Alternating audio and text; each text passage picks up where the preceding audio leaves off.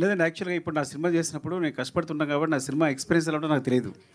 So, first time నేను it's like ఇది చాలా ఎంజాయ్ చేసిన, అంటే నా కూతురు చేసినప్పుడు ఆహ్, ఆహ్, ఇంత ఆనందం నాకెప్పుడు సినిమా ఫీల్డ్‌లోకి వచ్చినప్పుడు కలగలేదు ఎప్పుడు.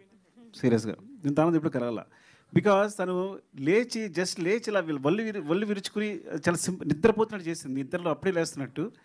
ఆ షాట్ ఎంత బా నచ్చింది అంటే, అంత నేచురల్‌గా ఎలా చేయగలిగిందనేది ఐ థింక్ పెద్దక్క మరి ఏం ఫీల్ చేసిందో, లేకపోతే తనేం ఫీల్ చేసుకుందో ఐ డోంట్ నో.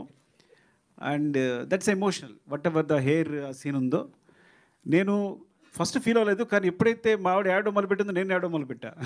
అంటే నా బిగినింగ్ ఓకే. తనన్నట్టు హెయిర్ తీస్తే వస్తది కదా అనే ఫీలింగ్‌లో ఉన్నా. కానీ ఎప్పుడైతే వాళ్ళు ఎమోషనల్ అవుతున్నారో నేను కూడా ఎమోషనల్ అయిపోయాను. సో, ఐ థింక్ సినిమా అంతా is very engaging and commercial. అంటే మీరు నమ్మండి, చాలా ఎంటర్‌టైన్ అవుతారు సినిమా చూస్తే గనక. ఇదే గనక ఇట్లా నేను చెప్తాను కదా వేరేలా ప్రెజెంట్ అయితే ఈ cinema I think I know